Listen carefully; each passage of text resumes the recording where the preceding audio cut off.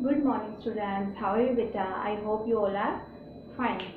Today we are going to discuss about the desert. In previous class we already have discussed about the peninsular plateau. After that we will discuss the desert. Desert is one of the physical feature of India. Okay? What do you mean by desert? Desert क्या है? मरुस्थल क्या है? एक ऐसी जगह, the place which is covered by a place which is covered by sand. यानी एक ऐसी जगह जो कि किससे ढकी हुई है? रेत से ढकी हुई है. किससे ढकी हुई है? रेत से. यानी वहां पे सूखा रेत ही रेत है वहां पे. ठीक है. अभी जो डेजर्ट है वो इंडिया में कहाँ है? Can you tell me that the place of desert in India? The desert of India is in Rajasthan. कहाँ पे है ये? किसमें है? राजस्थान में है. ठीक है, राजस्थान में है. अब जो डेजर्ट है इसके दो पार्ट लेते हैं हम. इसकी दोनों दिशाएं लेते हैं. एक हम ईस्टर्न पार्ट पढ़ेंगे, एक इसका वेस्टर्न पार्ट पढ़ेंगे.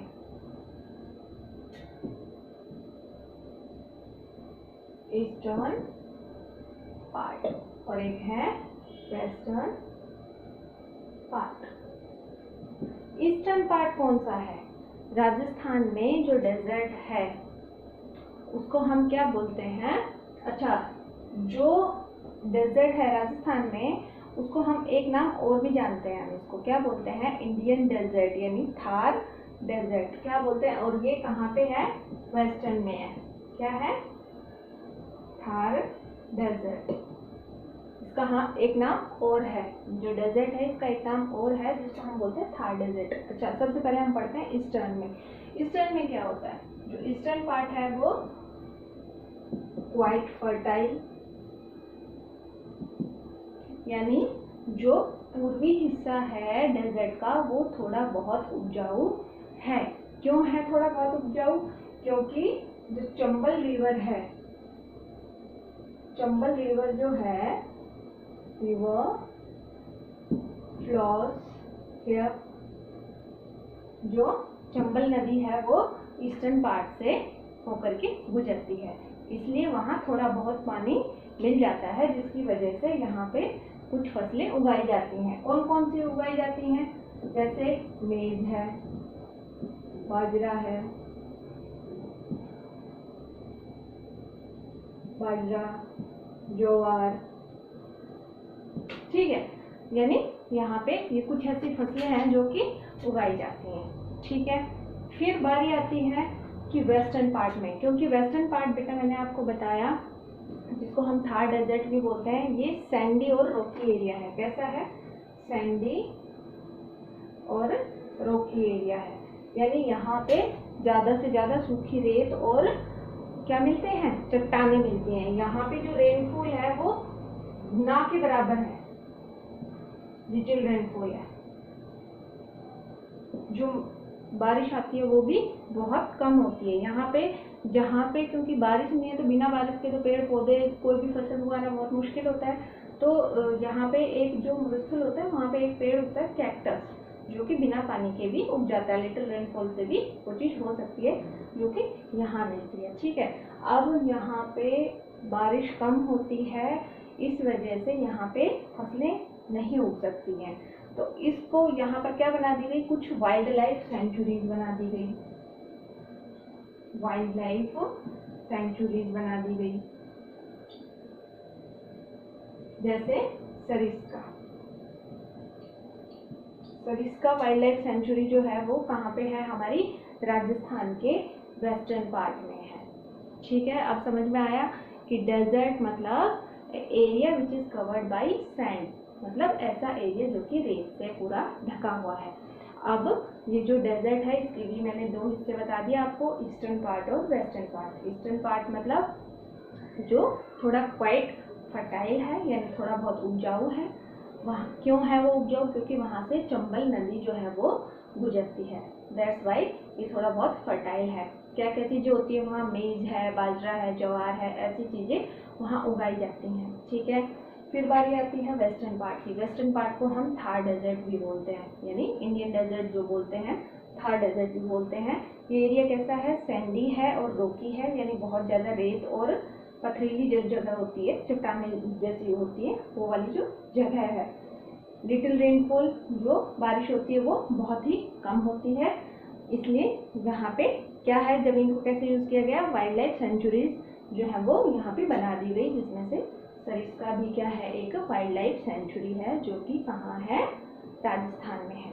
अब हम इसकी कैरेक्टरिस्टिक्स के बारे में पढ़ेंगे। किसकी कैरेक्टरिस्टिक्स, डेजर्ट की। किसकी, डेजर्ट की। क्या विशेषताएं होती हैं इसकी, जो डेजर्ट होता है इसकी क्या विशेषताएं होती हैं, कैरेक्टरिस्टिक्स। अब यहाँ पे क्या होता है कि सबसे पहले क्या है, लिटिल रेनफॉल है, बहुत ही कम बारिश है, जो डेज है वो हॉट है और जो नाइट है वो कूलर है। मतलब यहाँ पे बारिश जो होती है वो बहुत कम होती है, जो दिन होते हैं वो बहुत ज़्यादा गर्म होते हैं और जो रातें होती हैं वो ठंडी होती हैं। ये क्या है, कुछ एक कैरेक्टरिस्टिक्स हैं किसके, डेजर्ट के। अब हम एक चीज़ और पढ़ते हैं, क्या पढ़ते हैं, सैंड ड्यून्स। सैंड ड्यून्स मतलब रेत के टीले, सैंड ड्यून्स। सैंड ड्यून्स मतलब रेत के टीले। When strong winds carry sand, जब बहुत तेज हवाएं चलती हैं और वो क्या लेके आती हैं, रेत लेकर के आती हैं, और वो जो रेत होती है वो एक जगह इकट्ठी हो जाती है। जैसे मानो ये आपकी क्या है, जमीन है, यहाँ पे क्या है, रेत है, यहाँ से स्ट्रॉन्ग विंड्स आई, ठीक है, बहुत तेज हवाएं चली, इस मिट्टी, ये यहाँ मिट्टी थी, इस मिट्टी को कहाँ लेके गई, यहाँ लेके चली गई। फिर दोबारा से बहुत तेज हवा आई, ये मिट्टी कहाँ चली गई, यहाँ चली गई। यानी ऐसे रेत के टीले जो कि बहुत तेज जब हवाएं आती हैं तो एक जगह से दूसरी जगह खिसकते रहते हैं, दे कीप मूविंग, तो वो क्या होते हैं, सैंड ड्यून्स, यानी रेत के टीले। ठीक है, अब बारी आती है एनिमल्स के बारे में, कि यहाँ पे कौन से एनिमल्स रखे जाते हैं। आपने सुना होगा कि जो डेजर्ट का जो सबसे मशहूर एनिमल होता है वो क्या होता है, कैमल। क्या होता है, कैमल। कैमल को सबसे ज़्यादा मशहूर क्यों माना जाता है, क्यों, इसको हम क्या बोलते हैं, शिप ऑफ डेजर्ट। क्या बोलते हैं हम इसको, शिप ऑफ डेजर्ट, यानी डेजर्ट का जहाज। क्यों बोलते हैं इसको ship of the desert, because it carries load. ये क्या करता है, वजन उठाता है, पहली बात। It can survive without food and water